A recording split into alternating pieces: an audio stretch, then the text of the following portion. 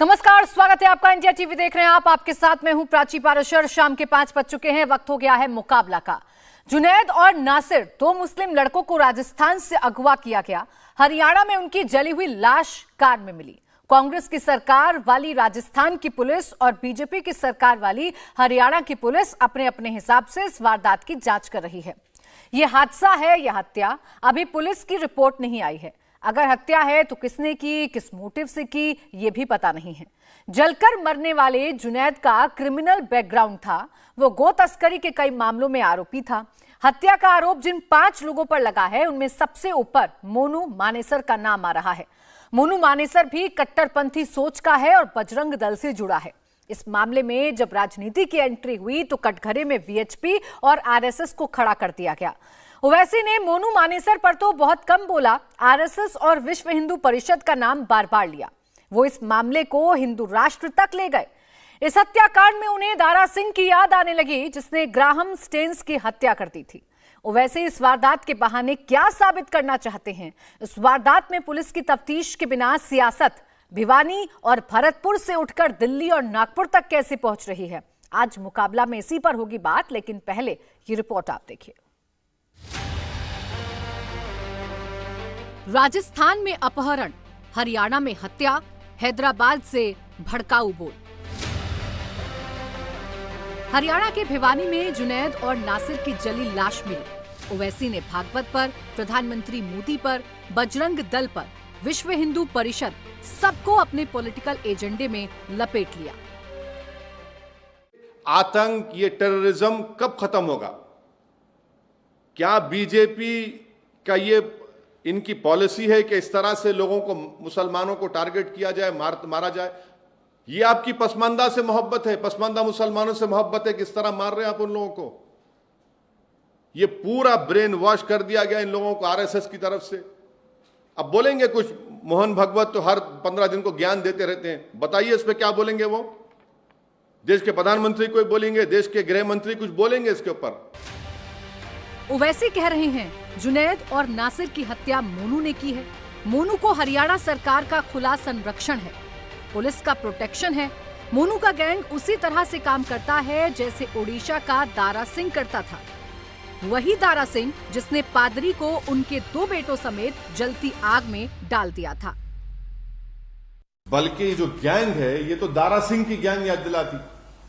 जो Graham stains को जिन्होंने मारा था ये तो वही गैंग है, उसी आइडियोलॉजी पर चल रहे हैं। और पूरा हरियाणा की बीजेपी की सरकार जो ये इंसिडेंट हुआ उसकी जिम्मेदार है, क्योंकि वो इन लोगों का पैट्रोनाइज करते, इनको प्रोटेक्शन देते, इनकी मदद करते। और इसी वजह से जुनैद और नासिर को एक ऑर्गेनाइज गैंग ने, माफिया ने उनको मारा। ओवैसी का एजेंडा क्लियर है, मौत पर वोट की पॉलिटिक्स। ओवैसी ने एक छोटे से शहर के क्राइम को नेशनल न्यूज बना दिया, हिंदू मुस्लिम की नफरत वाली पॉलिटिक्स से जोड़ दिया। अब ये मोनू जो है ये हरियाणा की बीजेपी की सरकार का चहीता है। उसको हरियाणा की बीजेपी की सरकार अपना पूरा प्रोटेक्शन देती है और उसके जहां कहीं भी वो जाता है पुलिस उसके पीछे आ जाती है। तो उसकी इतनी हिम्मत बढ़ गई कि यूट्यूब पर ये शख्स, ये जो एक गैंग चलाता है माफिया की तरह, वो एक वारिस नाम के आदमी को पकड़ा, उसको मारा और पीटा। और वारिस का जिंदा था, वारिस लाइव फेसबुक पर चलाया उसको। सवाल है ओवैसी कहना क्या चाहते हैं? भिवानी की घटना को प्रधानमंत्री मोदी से जोड़ दिया। विश्व हिंदू परिषद पूछ रही है हत्या करने वाले वीएचपी के कैसे हो गए? अभी ना पुलिस की जांच पूरी हुई, ना इस पर कोई फैसला आया। ओवैसी बिना प्रमाण हर किसी पर कैसे आरोप लगा रहे हैं, इसका जवाब देना होगा। इस कांड में बजरंग दल का नाम अनावश्यक रूप से घसीटा जा रहा है। इस तरह के मामलों में राजस्थान सरकार की भूमिका हमेशा से वोट बैंक की राजनीति से प्रभावित रही है। यह कई मामलों में सिद्ध भी हो चुका है। एक राजनीतिक एजेंडे के तौर पर ही बजरंग दल का नाम अनावश्यक रूप से घसीटा जा रहा है, जिसको किसी भी तरह उचित नहीं माना जा सकता। सांप्रदायिकता का भाव लेकर के बजरंग दल को या गोरक्षकों को टारगेट किया जा रहा है। और इसमें राजस्थान सरकार इसका राजनीतिकरण लाभ लेना चाहती है। ये तो स्पष्ट दिखाई देता है कि राजस्थान सरकार कहीं ना कहीं जिहादियों की और हत्यारों की पूरी पैरवाई करती नजर आती है, और सिर्फ इस बात के लिए कि उनको इस बात से राजनीतिक लाभ हो। मुकाबला में आज हम इन बड़े सवालों का जवाब जानने की कोशिश करेंगे। अगर मुस्लिम के साथ कोई वारदात होती है तो सीधे सीधे ओवैसी जैसे नेता हिंदू राष्ट्र का नाम क्यों लेने लगते हैं? ओवैसी हत्या के आरोपियों को कभी बीजेपी का, कभी संघ का और कभी वीएचपी और बजरंग दल का बताकर कौन सी सियासत करना चाहते हैं? गौरक्षक और गोतस्कर के नाम पर क्या ओवैसी खुलकर हिंदू मुस्लिम की अपनी सियासत चमका रही हैं? ये सवाल का जवाब इसलिए और अहम हो जाता है, राजस्थान जहां से जुनैद और नासिर अगवा हुए, इस साल चुनाव है। हरियाणा में जहां उनके शव मिले वहां भी इसी साल चुनाव है, और ओवैसी के अपने प्रदेश में भी इसी साल चुनाव है।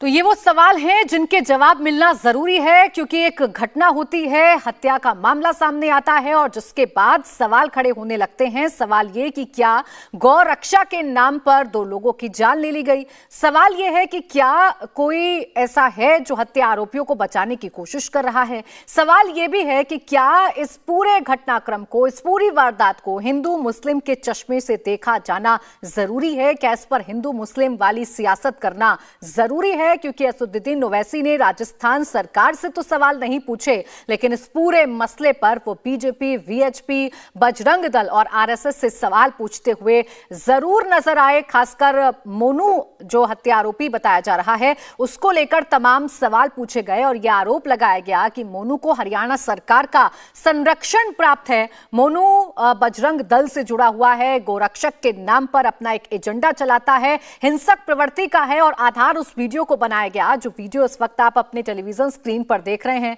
एक वीडियो जिसे खुद अपने सोशल मीडिया अकाउंट्स पर मोनू की तरफ से डाला गया है। उस वीडियो को आधार बनाकर ये तमाम सवाल पूछे जा रहे हैं।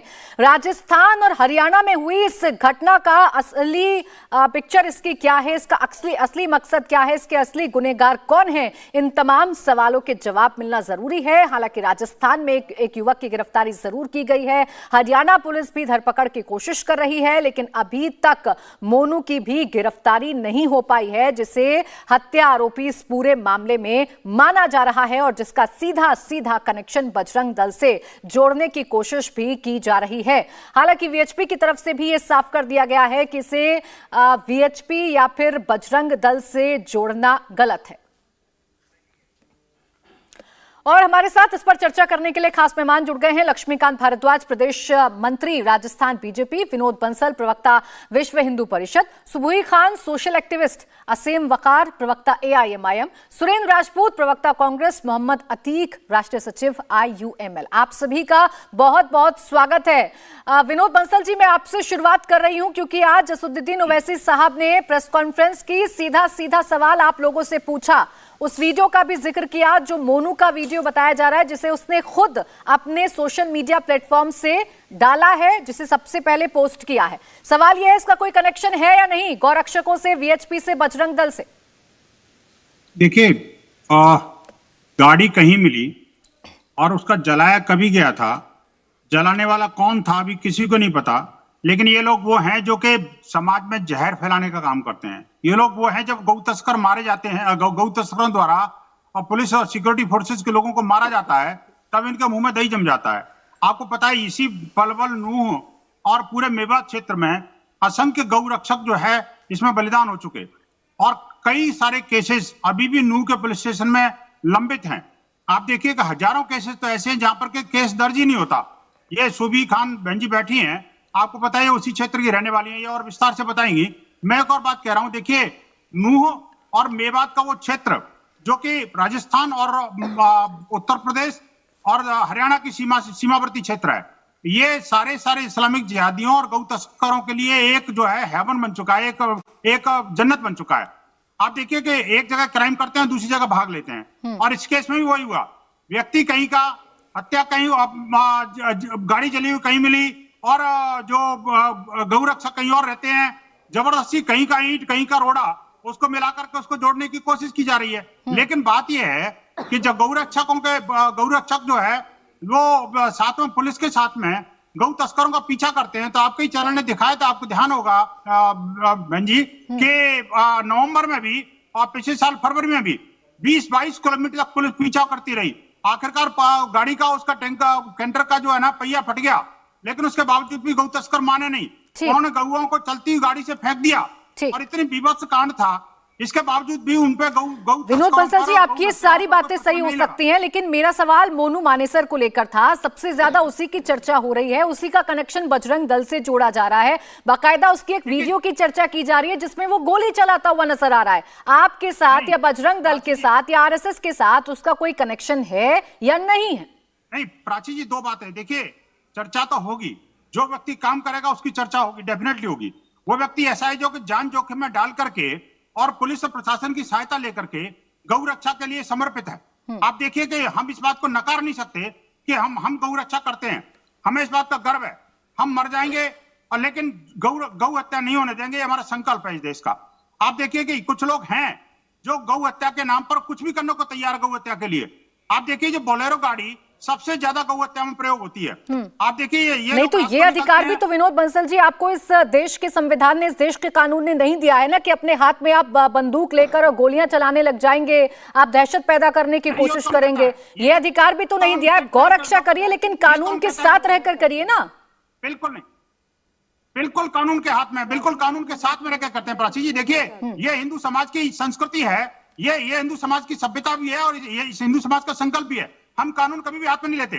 इसलिए आपने देखा होगा, अगर कानून हाथ में लेते तो 22 किलोमीटर तक पुलिस के साथ हम पीछा थोड़ी करते, हम खुद भी कर लेते। लेकिन नहीं, हम कानून के साथ रहते हैं। और आप देखिए कि जब पुलिस बल पर हमले होते हैं, जब पुलिस पर ये जिहादी हमला करते हैं, उनको मौत का मुंह चला देते हैं। तो लेकिन मोनू मानेसर का ही एक वीडियो है विनोद बंसल साहब, जिसको लेकर सबसे ज्यादा सवाल खड़े हो रहे हैं। मैं इस पर आऊं, लेकिन आसिम वकार साहब, क्या जरूरी है कि कहीं पर कोई भी घटना हो जाए उसे सियासी चश्मे से देखना, उस पर हिंदू मुसलमान की राजनीति करना, उस पर सियासी रोटियां सेकना?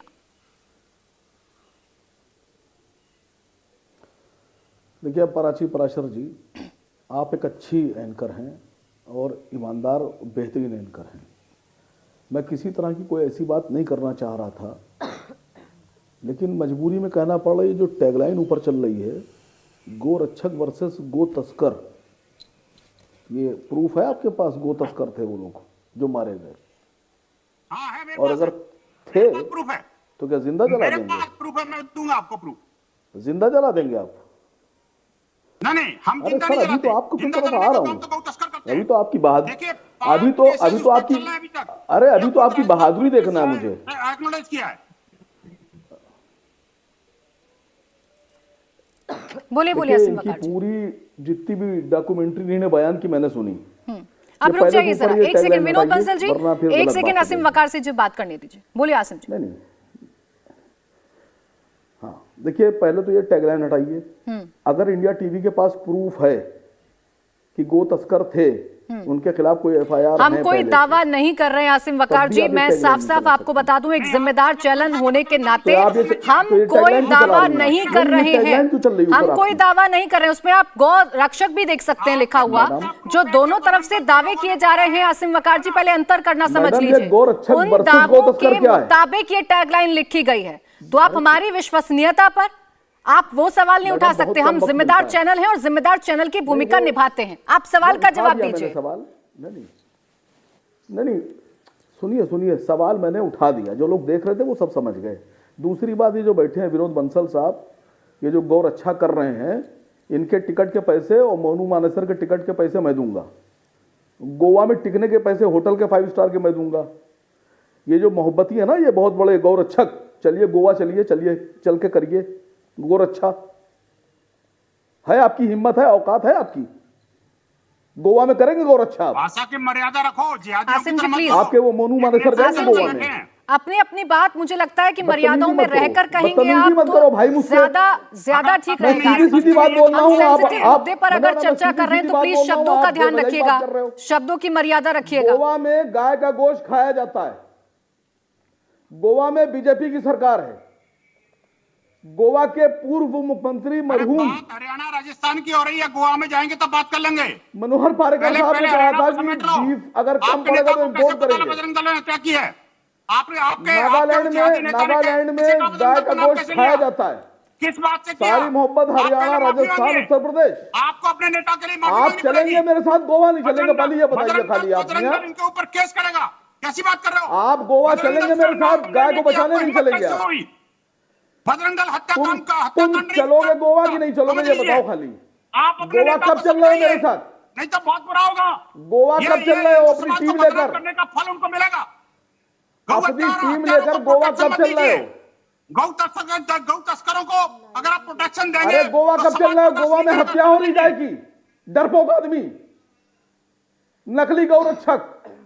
भाषा की मर्यादा रखो। गोवा में पर्सनल गाय टिप्पणी की मत हत्या करिए हो रही, असीम गाय का वकार गोश्त जी, खाया अपनी जा रहा है, बात कब चल रखिए रहे हो? लेकिन पर्सनल टिप्पणी मत करिए। एक कब सेकंड चल रुकिए, रहे हो गोवा में? विनोद पूछ रहा बंसल जी हूं। एक सेकंड रुकिए। आसिम वकार जी, मेरे गोवा सवाल का कब चल जवाब रहे हो? नहीं ये था। पूछ रहा हूं मैं तुमसे। सवाल आपसे हरियाणा और राजस्थान कोई को लेकर टॉपिक में पूछ बात रही नहीं हूँ, होगी, गोवा कब आपके चल रहे हो? नेता को लेकर पूछ रही हूँ और आप मुझे गोवा लेकर चल रहे हैं। आप मुझे ये बताइए, कहीं पर कोई घटना हो रही है तो क्या उसे सियासी चश्मे से गोवा में देखना, गाय- नहीं, गोवा क्या में गाय का उसे गोश्त नहीं सियासी दिख रहा है। चश्मे से देखना जरूरी हो गया है क्या? मैडम, क्या मैं वोट की पूछ रहा हूं राजनीति क्या करना गोवा जरूरी हो हिंदुस्तान गया है के क्या? बाहर है? नहीं, गोवा में इनके जाने में नेता ने पासपोर्ट बजरंग लगता दल का है। नाम कैसे लिया? रुकिए एक सेकंड, मैडम, गोवा जाने में आसिम पासपोर्ट वकार लगता है क्या? इनका तुम्हारा नाम हिम्मत कैसे हुई? एक गोवा मिनट में रुकिए विनोद क्या- बंसल जी, क्या मुझे गोवा सवाल का देश के जवाब बाहर लेने है? दीजिए, बाकी मेहमान भी हैं। क्या आसिम गोवा जी, जाने में पासपोर्ट लगता है? क्या गोवा में गाय को नहीं बचाना चाहिए? सवाल का जवाब देंगे मैं सर? पूछ रहा हूँ। गोवा पर भी कब चर्चा चलना कर है? लेंगे। कब चलना है? अरे गोवा पर भी चर्चा कर लेंगे आसिम जी, पहले इस बात का जवाब दीजिए कि नहीं, आप अभी होगी चर्चा, इतने अभी होगी चर्चा। सेंसिटिव मुद्दे पर क्या हिंदू गोवा मुसलमान में- करना गोवा जरूरी में ये है? विनोद बंसल कब जाएंगे? इतने सेंसिटिव मुद्दे पर क्या हिंदू मुसलमान करना जरूरी है? आप मुझे ये बताइए पहले। एक सेकंड रुकिए, एक सेकंड रुकिए सर, आप गोवा की चर्चा कर रहे हैं। उत्तर गोवा प्रदेश की में भी बात अभी क्यों एक नहीं घटना हुई करेंगे आप? है। गोवा में गोवा से उत्तर भाग क्यों रहे प्रदेश हैं में आप भी अभी एक घटना हुई है, उस पर तो आप लोग ये नहीं बजरंग बोलते दल के जो हैं। आप भी तो गौरक्षक हैं, सेलेक्टिव गोवा हो क्यों नहीं जाते हैं। जाते? आप लोग भी तो धर्म देखकर राजनीति करने लग बाकी जाते किसी हैं। पर भी झूठा इल्जाम लगा के उसकी हत्या कर देंगे। मेरे अब कांग्रेस पे आ रहा हूँ, अब कांग्रेस पे आ रहा हूँ, को सुनिए। मारा गया। गौ तस्कर देखिए, अब एक सेकंड रुकिए, उनको मोबाइल बात रखने के दीजिए। विनोद हथियार बंसल जी रुक निकालिए। जाइए एक मिनट। ये विषय पे तो बोल ही नहीं रहे। वकार साहब विनोद बोलिए। बंसल बेवजह में मत बोलो। तुम्हारी पूरी की पूरा फेस मैंने दिखा दिया है देश को। तुम कितने बड़े गौरक्षक हो। वकार साहब सब देख पर्सनल लिया मत लोगों ने। जाइए, वकार साहब अब मुझे पर्सनल आगे मत बोलने दो। जाइए। चर्चा की एक मर्यादा होती है, उस मर्यादा मुझे में आगे रहकर बोलने दो, चर्चा करिए। बदतमीजी मत करो, सवाल बदतमीजी मैं पूछ तुमसे रही हूँ, ज्यादा कर मेरे सकता सवालों हूं का मैं। जवाब आप दीजिए। पर्सनल मत जाइए किसी के साथ। वकार साहब जवाब दीजिए आप। ये बड़बड़ बीच में कर रहा है, जवाब इसका नहीं दूंगा। ये जो बीच में बोल रहा है इसका जवाब नहीं दूंगा मैं। क्या शब्दों का चयन सर ऐसा करिए आप ताकि चुप मेरे कराइए, दर्शक मुझसे भी सवाल पूछिए, मैं जवाब देखकर दूंगा। मेरे दर्शक भी देखकर ये समझें कि ये देश के सियासतदान है। कम से कम शब्दों का चयन तो ऐसा कर लीजिए। जवाब दीजिए वो सर। देख रहे हैं, खानदानी वो देख रहे हैं कि एक मुसलमान कह रहा है गोवा में गाय को बचाइए और ये अपने को गौरक्षक कहने वाला भागे जा रहा है। ये खानदानी तस्कर जो है ना, ये गौ भक्षक हैं। एक चलिए, ठीक है। मुसलमान कह रहा है चलिए नॉर्थ ईस्ट चलते हैं, गाय को वकार बचाते साहब हैं। आप मेरे सवाल का जवाब नहीं देंगे कि जो और ये आपकी गाय का राजनीति रक्षक को, जो अपने आपकी कहने वाला सियासत को गोरक्षक सूट ये करता भागे है, जा उस रहा पर है। आप जमकर प्रेस कॉन्फ्रेंस करते हैं, लेकिन बाकी मसलों पर शायद आपको इस देश की चिंता नहीं होती है। अब रुक जाइए, मैं बाकी मेहमानों के पास जाऊंगी। सर बहुत समय मैंने आपको दे दिया, बहुत समय दे दिया। सुबोई खान जी कांग्रेस पे बोल लूं, कांग्रेस पे बोल लूं। बोल लीजिएगा सर, बहुत देर कर दिया आपने। इतनी देर से आप गोवा पर उलझे रहे, मैं लौटूंगी दूसरी बारी में, आप फिर कांग्रेस पर बोल लीजिएगा। सुबोई खान जी, ये गौ तस्कर, गौ रक्षक, ये जो मसला है, क्या इसे इस चश्मे से देखा जाना चाहिए या आम आपराधिक घटना के तौर पर इस पूरे विषय को देखा जाना चाहिए? जी प्राची जी, आप चाहे मुझे पूरी डिबेट में मत बुलाइएगा, लेकिन आज आपके पैनल में शायद मैं मोस्ट रेलेवेंट व्यक्ति हूं इस विषय पर बात करने के लिए, क्योंकि जिस लड़के का नाम आप बार बार ले रही हैं, मोनू मारेसर, उससे भी मैं एक बार मिल चुकी हूं। तो मैं आपको एक बहुत अच्छा उदाहरण बताऊंगी जिससे क्लैरिटी शायद हमें इस सब्जेक्ट पर आए। सबसे पहले तो हिंदू और मुसलमान सोच के इस विषय को नहीं देखना चाहिए, सिर्फ और सिर्फ इस विषय पर फोकस करना चाहिए कि गाय भारतीय संस्कृति का एक बहुत महत्वपूर्ण स्तंभ है। आज हमारे देश में कई मुसलमान जो है हिंदू नफरत में गाय को काट रहे हैं, रामपुर के मेरे एक मुसलमान मित्र ने मुझे खुद ये बताया कि रामपुर में जो शादियां होती थी, अब तो योगी आदित्यनाथ जी के आने के बाद वो हो रहा है या नहीं मैं नहीं जानती, लेकिन अगर उनकी सरकार के कुछ लोग ये वीडियो सुन रहे हैं तो जाके प्लीज चेक करिए। मेरे एक मुसलमान मित्र ने मुझे खुद बताया था अब से कुछ साल पहले कि रामपुर में जो शादियां होती हैं वहां पे ये बोला जाता है कि अगर गोश्त रोटी नहीं है तो अच्छी शादी नहीं है। और वो गोश्त रोटी जो है वो एक कोड वर्ड है कि गाय का मीट और उसके साथ वो तंदूरी गरम गरम रोटी, जब तक एक मुसलमान की शादी में रामपुर में नहीं होगी उसको एक अच्छी खानदानी शादी नहीं माना जाएगा। ये मेरे अपने एक मित्र ने मुझे ये इंफॉर्मेशन दी थी। मैं बहुत से ऐसे हिंदुओं को जानती हूं जो गाय का मीट जो एक्सपोर्ट करते हैं, उनके लिए सिर्फ और सिर्फ पैसा है। मैं कुछ ऐसी गौशालाओं को भी जानती हूं जो सरकार से पैसा लेते हैं गाय के नाम पर, लेकिन ना तो गाय को पूरी अच्छी तरह से खाना खिलाते हैं, उनका न्यूट्रिशन वीक होता है, उनको सुविधाएं नहीं मिलती हैं, सुरक्षा नहीं मिलती है, और जब पुअर लिविंग कंडीशंस में वो मर जाती हैं तो उनका प्रॉपर अंतिम संस्कार भी नहीं करते हैं, डंपर बुला के कूड़े में डंप करा देते हैं। तो ये तो प्लीज किसी का भी दामन दूध का धुला मुझे दिख नहीं रहा है। गौरक्षा में कितने भारतीय अपना तन मन धन लगा के काम कर रहे हैं वो साफ हमें दिख रहा है। बात आती है अब ये मोनू मानेसर की।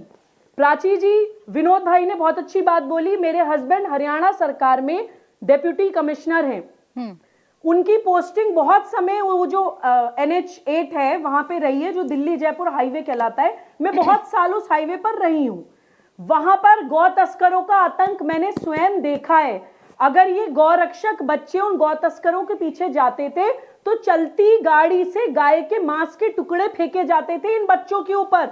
एक बार मैं सुबह जी बीच में रोक रही हूँ, आपको लौटूंगी आपके पास। इस वक्त एक बड़ी खबर आ रही है, बड़ी खबर दर्शकों को बता दें। लखनऊ से बड़ी खबर आ रही है। सीएम योगी आदित्यनाथ के मुख्यमंत्री आवास के बाहर बम मिलने की सूचना मिली है। इस मामले में बम निरोधक दस्ता जांच के लिए पहुंच गया है। बम की खबर मिलने के बाद सीएम आवास के बाहर की सुरक्षा को बढ़ा दिया गया है। तो ये बड़ी खबर इस वक्त की आपको बता रहे हैं। सीएम योगी के घर के बाहर बम होने की सूचना मिली है, जिसके बाद सीएम हाउस की सुरक्षा को बढ़ा दिया गया है। बम स्क्वाड दस्ता मौके पर पहुंच गया है और फिलहाल सीएम आवास की जांच की जा रही है। तो सुरक्षा के लिहाज से ये बहुत बड़ी खबर है, क्योंकि सीएम हाउस के आसपास सुरक्षा का एक अच्छा खासा घेरा होता है। ऐसे में बम होने की जानकारी मिलना अपने आप में कई सवाल खड़े करता है। हालांकि अभी बम स्क्वाड की टीम मौके पर पहुंची है। पूरे इलाके की छानबीन की जा रही है। सीएम आवास को पूरी तरीके से जांचा परखा जा रहा है। साथ ही साथ इस सूचना को देखते हुए, इस जानकारी को देखते हुए सीएम हाउस की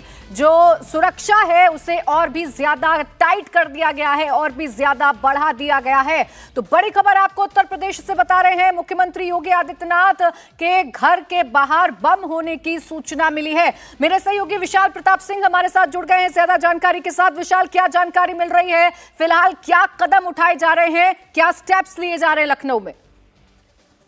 देखिए प्राची, अब से कुछ देर पहले की जानकारी है, कंट्रोल रूम को ये जानकारी मिली है कि मुख्यमंत्री आवास के बाहर बम है, जिसके बाद वहां पर जो LIU की टीमें हैं, जो लोकल पुलिस की टीमें हैं, जो बम निरोधक दस्ता है, वो सारी एजेंसीज मौके पर पहुंच गई हैं। छानबीन कर ली गई है। बम निरोधक का जो दस्ता है वो वहां से कुछ जो उनकी पॉइंट्स हैं वो रवाना भी कर दिए गए हैं।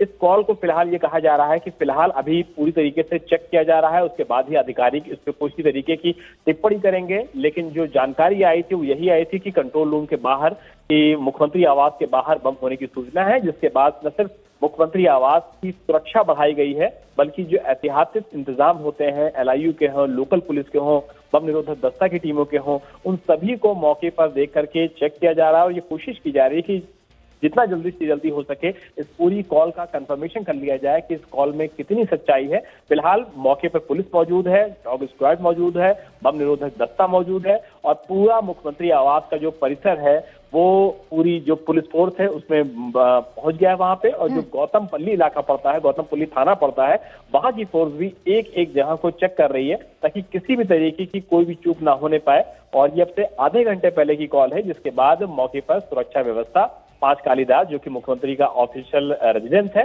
उसके बाहर चाक चौबंद कर दी गई है। ठीक विशाल, क्या अभी भी बम स्क्वाड दस्ता मौके पर मौजूद है? क्या अभी भी जांच की जा रही है सीएम हाउस की? अभी भी ये जांचा परखा जा रहा है कि उस कॉल में कितनी सच्चाई है या नहीं है, या रवाना हो चुकी है टीम?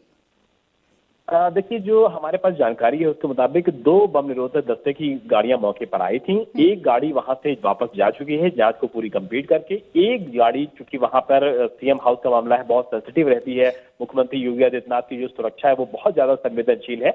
यही वजह है कि दूसरी गाड़ी अभी भी वहां पर रख करके अपने जो इक्विपमेंट्स होते हैं उसके जरिए वहां पर पूरी जांच पड़ताल की जा रही है, फ्रिस्किंग की जा रही है, डॉग स्क्वाड की मदद ली जा रही है। मुख्यमंत्री खुद का जो उनका स्टाफ होता है, जिनका सिक्योरिटी स्टाफ होता है, उसके पास ये सारे उपकरण मौजूद होते हैं, वहां भी जांच की जा रही है। लेकिन जो हमारे सूत्र हमको बता रहे हैं फिलहाल यही है कि जांच पूरी कंप्लीट कर ली गई है, लेकिन अभी ऑफिशियल कंफर्मेशन का इंतजार करना पड़ेगा जब अधिकारी इस बारे में कुछ बोलेंगे और एक ऑफिशियल जानकारी मिलेगी कि इस पूरे मामले के पीछे सच्चाई क्या है। लेकिन जो बम निरोधक दस्ता है, एटलीस्ट उसकी एक गाड़ी वहां से जांच पूरी कंप्लीट करके वहां से निकल चुकी है। तस्वीरें भी विशाल हम दिखा रहे हैं जहां पर हमें पुलिस का मूवमेंट भी नजर आ रहा है। सीएम हाउस की तस्वीरें हैं, पुलिस वहां पर खड़ी हुई है और जांच पड़ताल कर रही है।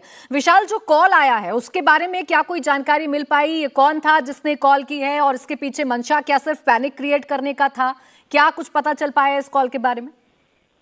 देखिए, चूंकि पहली जो इन्फॉर्मेशन है वो यही है प्राची की जो मौके पर सूचना दी गई है, कई बार इस तरीके की धमकी पहले भी आ चुकी हैं, जानकारियां पहले भी आ चुकी हैं, जिसमें पूरी तरीके से मामला पहले की अगर बात कर लिया जाए तो वो हॉक्स निकल चुका है, फर्जी निकल चुका है। लेकिन क्योंकि ये मामला बहुत ही सेंसिटिव होता है, बहुत संवेदनशील होता है, इसी वजह से अभी अधिकारी पूरी तरीके से जो कंफर्मेशन है उसको कर लेना चाह रहे हैं, मौके पर पूरी तरीके से फ्रिस्किंग को कंप्लीट कर लेना चाह रहे हैं। निश्चित तौर पर उसके बाद ही अधिकारी कोई आधिकारिक बयान दे पाएंगे, आधिकारिक जानकारी दे पाएंगे। लेकिन जितने भी मौके पर सीनियर ऑफिसर्स हैं, चाहे वो एलआईयू के हो, इंटेलिजेंस के हो, मुख्यमंत्री का खुद का अपना सुरक्षा स्टाफ हो, मुख्यमंत्री का खुद का अपना जो एलआईयू स्टाफ होता है, उन सारे लोगों ने वहां जो फ्रिस्किंग है उसको कंप्लीट कर लिया है। बम निरोधक दस्ते की एक गाड़ी वहां से जा भी चुकी है। लेकिन बताया यही जाता है कि कंट्रोल रूम को ये सूचना दी गई थी कि मुख्यमंत्री आवास के बाहर किसी जगह पर एक बम रखा हुआ है, जिसके बाद जो एजेंसीज हैं, जो पुलिस है, जो बाकी एजेंसीज हैं, वो सब हरकत में आई है। पूरे इलाके को तुरंत ही कॉर्डन ऑफ किया गया है और जितनी भी सुरक्षा एजेंसीज होती हैं, चाहे वो लखनऊ की लोकल पुलिस हो,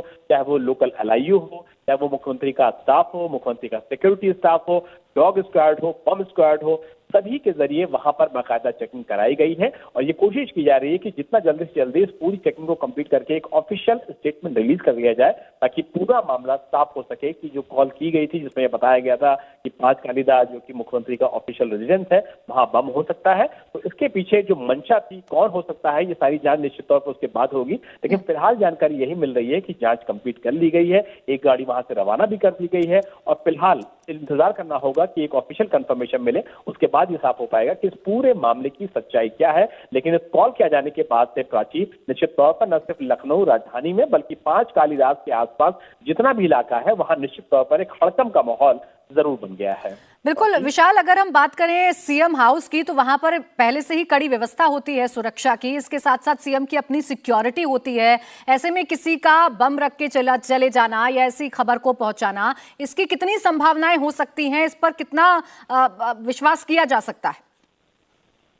देखिए प्राची, चूंकि ऐसी कॉल को हमेशा, चाहे कोई भी एजेंसी हो, चाहे वो यूपी एटीएस की हो, एसटीएफ हो या फिर लोकल पुलिस हो, एलआईयू हो, सभी एजेंसी ऐसी कॉल को हमेशा बहुत ज्यादा संवेदनशीलता के साथ डील करती हैं, क्योंकि पहले भी इस तरीके की चीजें सामने आ चुकी हैं, पहले भी इस तरीके की चीजें बताई जा चुकी हैं कि मुख्यमंत्री की जान को खतरा हो सकता है। इस बात की जानकारी पहले भी 112 पे बाकायदा कॉल करके, व्हाट्सएप मैसेज भेज करके इस तरीके की चीजें की गई थी, जिसके बाद राजस्थान से और दूसरे प्रदेशों से लोगों को पकड़ा भी जा चुका है। वो कॉल पूरी तरीके से होक्स निकली थी। लेकिन जब कोई भी ऐसी कॉल किसी भी राज्य के मुख्यमंत्री के आवास के बाहर के लिए आती है या खुद मुख्यमंत्री के लिए आती है, तो सारी एजेंसी सभी जो पहलू होते हैं उसकी जांच पड़ताल करती हैं, मौके पर पहुंच के फ्रिस्किंग करती हैं। बम निरोधक दस्ता भी इसलिए रखा जाता है। हालांकि जो बम निरोधक दस्ता था वो बाहर से आया था, लेकिन जो मुख्यमंत्री का अपना खुद का सिक्योरिटी प्रोटोकॉल होता है, Z+ सिक्योरिटी है मुख्यमंत्री योगी आदित्यनाथ के पास, उनकी सुरक्षा को लेकर के जो एजेंसीज हैं वो बिल्कुल भी कोताही नहीं बरतती है। यही वजह है कि जो उनको केंद्र से सुरक्षा मिली हुई, इसके अलावा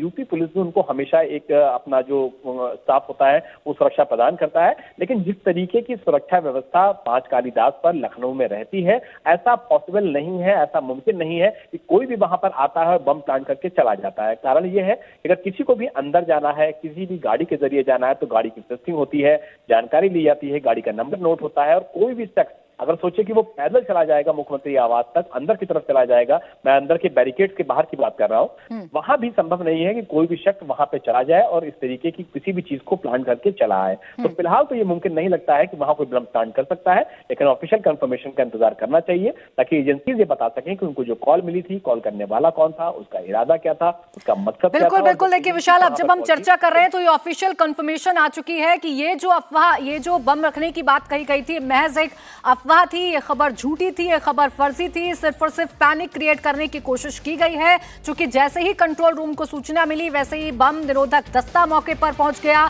तमाम पुलिस फोर्स मौके पर पहुंच गई, पूरे इलाके की छानबीन की गई। मामला सीएम की सिक्योरिटी से जुड़ा हुआ था, सेंसिटिव जोन है, पहले से ही सीएम योगी आदित्यनाथ को Z+ सिक्योरिटी मिली हुई है। छानबीन करने के बाद ये खबर निकलकर सामने आई, औपचारिक ऐलान हुआ कि ये सिर्फ और सिर्फ महज एक अफवाह थी, ये कॉल सिर्फ और सिर्फ एक प्रैंक कॉल साबित हुई जिसमें बम होने की जानकारी दी गई थी। भारद्वाज जी, पूरा का पूरा मामला राजस्थान के 2 लोगों से जुड़ा हुआ है। हरियाणा में जाकर घटना होती है, लेकिन ओवैसी साहब बीजेपी पर बरसते हैं, सवाल पूछते हैं कि ये आप लोगों की फैलाई हुई नफरत है इस समाज में कि लोगों का ब्रेन वॉश हो रहा है और इस तरीके के जघन्य अपराधों को अंजाम दिया जा रहा है। आर्यू विनोद जी। ओवैसी साहब को सबसे पहले तो ये पूछना चाहिए कि क्या वो सीबीआई है या कोई इन्वेस्टिगेटिव एजेंसी है कि हैदराबाद में बैठकर उनको पता चल गया कि राजस्थान की घटना कैसे हुई है। वहां बैठकर बयान देना बहुत आसान काम है, राजस्थान के हालात क्या है इसको समझ पाना वहां बैठकर संभव नहीं है। राजस्थान में आज जो हालात है 7,000 से ज्यादा हत्याएं केवल पिछले 4 साल में कांग्रेस पार्टी का शासन आने के बाद हो चुकी है। जहां पर जिन लोगों का नाम लिया जा रहा है, जिस जगह ये घटना की बात हो रही है, वो मेवात का इलाका है जो हरियाणा और राजस्थान के बॉर्डर पर है। वहां पर ये सामान्य बात है, लोगों की रोज हत्याएं हो रही है। यहाँ पर ये जो घटना हुई है, आज वहां पर 2 घटनाएं और हो चुकी है। ये जो जुनेद है जिसका नाम बार बार लिया जा रहा है, ये तो 5 मुकदमे इसके ऊपर राजस्थान के नगर थाने में दर्ज है ही है, ये 4,000 का इनामी बदमाश है ही है।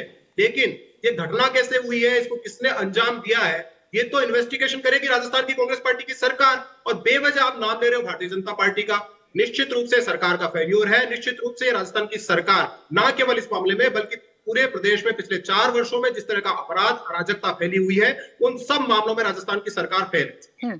हरीश जाटव को पीट पीट कर मार दिया अलवर में, योगेश जाटव को पीट पीट कर मार दिया अलवर में, आदर्श तापड़िया को मार दिया भीलवाड़ा में, रतन सोनी को मार दिया चित्तौड़गढ़ में, कन्हैयालाल जी की गर्दन काट दी उदयपुर में, चिरंजीव लाल को पीट पीट कर मार दिया अलवर में। ये कोई पहली घटना थोड़ी है राजस्थान में। राजस्थान में तो सीक्वेंस है एक के बाद एक, जहां पर हजारों लोग राजस्थान की कांग्रेस पार्टी की सरकार बनने के बाद अराजकता का शिकार हो चुके हैं। आज ये मामला क्योंकि जुनेद और दूसरे का व्यक्ति है इसलिए आप ये उठ गया।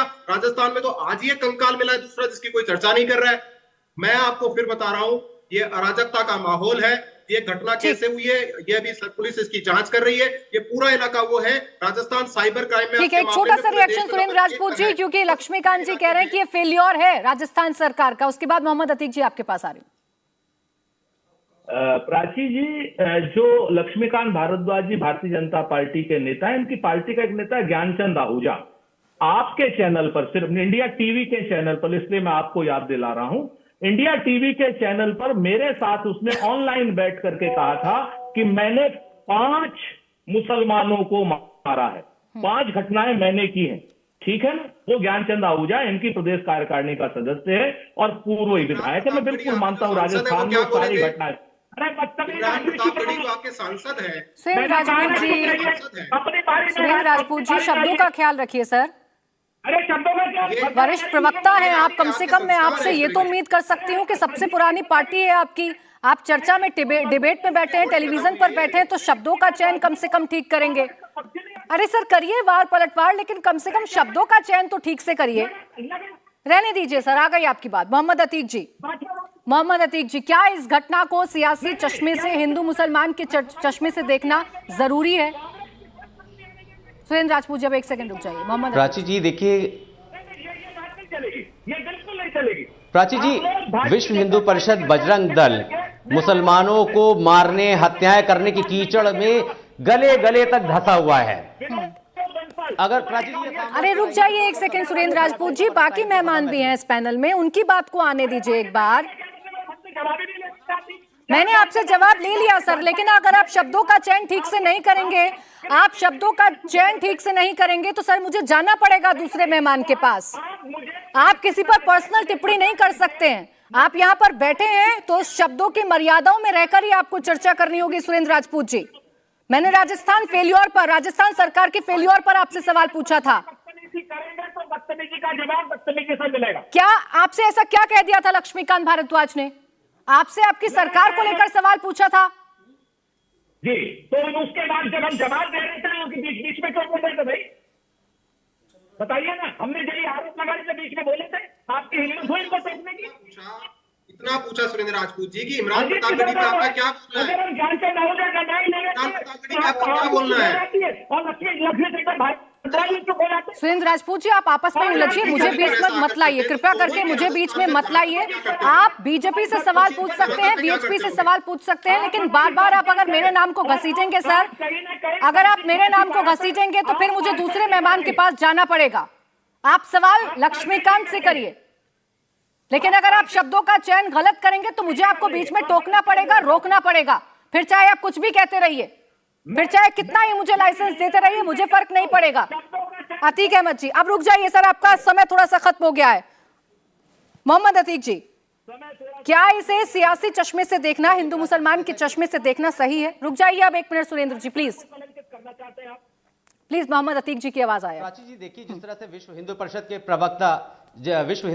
के प्रवक्ता विनोद बंसल साहब पत्ते की तरह कांप रहे हैं। उनको लग रहा है कि अब वो फंस चुके हैं, उनकी संस्था फंस चुकी है और मुसलमानों को मारने और जलाने के इस कृत्य में बीच में नहीं विनोद बंसल जी, प्लीज बीच में नहीं, उनको बात पूरी करने दीजिए, फिर अपनी बात रखिएगा, बीच में नहीं। सिर्फ मोहम्मद अतीक जी की आवाज है, प्लीज बोलिए। इस कीचड़ में गले गले तक धंसी हुई है। आपको याद होगा प्राची जी, दिल्ली में एक धर्म संसद हुई थी जिसमें योगेश्वर महाराज ने क्या कहा था कि मुसलमानों को काटना है। वो विश्व हिंदू परिषद की सभा थी। उसके बाद मैं आपको बताऊं, सूरत कॉलेज में जो है 2022 में विश्व बजरंग दल के गुंडों ने क्या करा था। 11 दिसंबर 2022 को मध्य प्रदेश में कॉफी पी रहा था एक मुसलमान एक लड़की के साथ में, उसके साथ क्या किया था। 2023 जनवरी में मध्य प्रदेश में 100 गुंडों के साथ मुसलमानों को एक अपार्टमेंट में घुस के मारा गया था। किसको डिनाई करेंगे, किस किस को डिनाई करेंगे? विश्व हिंदू परिषद मुसलमानों को मारने और बजरंग दल ने इन्होंने सुपारी ले रखी है और उसके बाद कहते हैं कि भाई हमारा तो कुछ लेना देना नहीं है, क्योंकि इनको पता है कि अब ये फंस चुके हैं। और दरअसल बात यह है कि सवाल यह था, भारतीय जनता पार्टी कह रही है कि आप इन पर सवाल मत उठाइए, क्योंकि पता है कि जब गुजरात में दंगे हुए थे, बजरंग दल और विश्व हिंदू परिषद के गुंडों को नरिशमेंट कहां से मिला था, किसने कहा था कि यह क्रिया की प्रतिक्रिया है। तभी तो बीबीसी की डॉक्यूमेंट्री को बैन किया गया है कि पता चल जाएगा किसने इन लोगों को पाला है। पहली बात तो मोहम्मद अतीक जी, यहां बैठकर आप किसी भी संस्था को अगर गुंडा कहने लगेंगे तो फिर सवाल आप पर भी खड़े होंगे। दूसरी बात, अगर आपके पास एग्जाम्पल है तो लक्ष्मीकांत भारद्वाज और विनोद बंसल जी ने भी बहुत सारे एग्जाम्पल दिए हैं जिसमें मरने वाले हिंदू रहे हैं और हत्यारे मुसलमान रहे हैं। लेकिन मेरा तो सवाल यह है कि किसी भी अपराध को आप हिंदू मुसलमान क्यों देखने लगते हैं? एक सेकंड रुकिए मोहम्मद अतीक जी, मेरा सवाल तो यह है किसी भी अपराध को अपराध के चश्मे से क्यों नहीं देखते हैं आप उसमें धर्म क्यों ढूंढने लगते हैं, धर्म की रोटियां क्यों सेकने लगते हैं? मेरा सवाल तो आपसे भी यही है, विनोद बंसल जी से भी यही था। इसीलिए मैं कह रहा हूं कि यह बिल्कुल साफ है कि ये मुसलमानों को चुन चुन के टारगेट कर रहे हैं। इसलिए यह हिंदू मुसलमान का मसला है, इसलिए वो हिंदू मुसलमान का मसला है क्योंकि मुसलमानों को अफराजुल को काट दिया, जला दिया। कैसे जला दिया? बिल्किस बानो के बलात्कारियों का सम्मान करेंगे ये, फिर आप कहेंगे कि ये फिर आपको उदयपुर के कन्हैया भी याद होने चाहिए, फिर आपको उदयपुर के कन्हैया भी याद होने चाहिए, महाराष्ट्र की घटना भी याद होनी चाहिए, फिर आपको ये तमाम घटनाएं भी याद होनी चाहिए। दोनों बातें एक साथ करिए मोहम्मद अतीक जी। अगर आपको चिंता है कि मुस्लिम धर्म को जानबूझकर टारगेट किया जा रहा है तो उन हिंदुओं का भी नाम लीजिएगा सर जिनकी निर्मम हत्या की गई है। प्राची जी, अपने विचार व्यक्त होना चाहिए कि कन्हैया लाल जी के जो कातिल थे वो बीजेपी से रिलेटेड थे। आपको यह भी याद होना चाहिए जो उनके कातिल थे वो किस संस्था से रिलेटेड थे। ठीक है, अब उसमें धर्म नहीं दिखेगा, हमें तो अब उसमें धर्म नहीं दिखेगा, अब उसमें धर्म नहीं दिखेगा।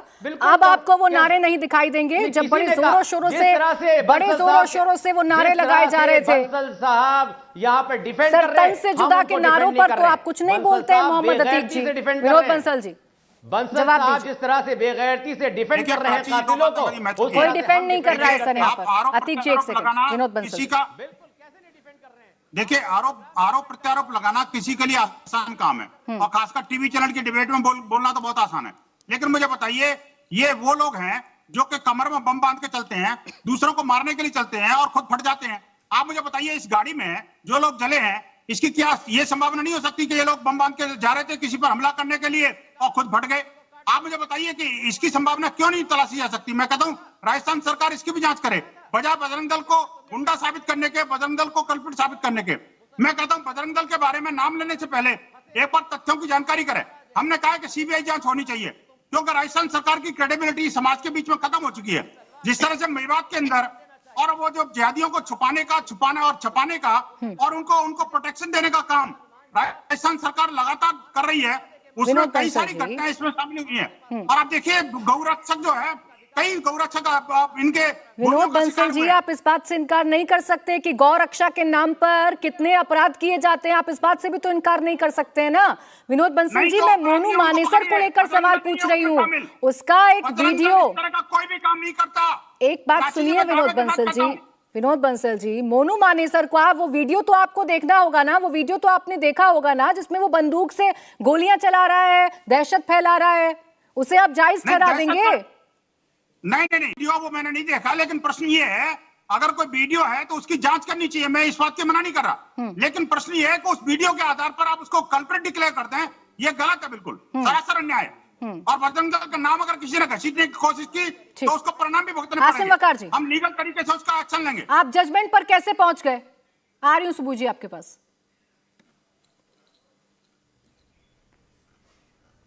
आसिम वकार आपने कुछ बोला? जजमेंट में पहुंचा ही नहीं। मैं तो ये कह रहा हूं कि राजस्थान सरकार सीडीआर निकाले। ये जितनी बड़ी टीम है इनकी सीडीआर सबके मोबाइल की निकाले, मालूम पड़ जाएगा कौन किस वक्त कहां पर था, क्या कर रहा था। दूसरी बात, ये जो मोनू यादव है और ये बंसल, 15 दिन का टाइम है मियां तुम लोगों के पास, चलो गोवा और चल के बचाते हैं। मैं तो एक ही बात कहूंगा, बड़ी मोहब्बत गाय की है तो गाय गोवा में कट रही है, खाई जा रही है। ये बंसल जो बैठे हैं यहाँ, इनको गाय की गोवा में मोहब्बत आसिम वकार जी, बात यहाँ अपराध की हो रही है और आप बार बार गोवा पहुंच रहे हैं। सर, यही है चर्चा को डिटेल करना। सियासी चश्मे से आप देखिए, वहीं आपके ही प्रदेश में घटना हुई है ना कानपुर में, वहां भी दो लोग जल के मरे। 15 दिन का टाइम है, 15 दिन का चैलेंज है, गई थी आसिम वकार जी, 15 दिन का चैलेंज है। वहां आपकी संवेदना कहाँ चली गई थी? धर्म देखकर आप भी सियासत करते हैं सर, यही आरोप आप पर लगते हैं। समय समाप्त हो गया है। बहुत बहुत शुक्रिया आप सभी का हमारे साथ इस चर्चा में जुड़ने के लिए। इंडिया टीवी हर वक्त हर जगह डाउनलोड करने के लिए सर्च करें India TV news Google play store या ऐप स्टोर पर।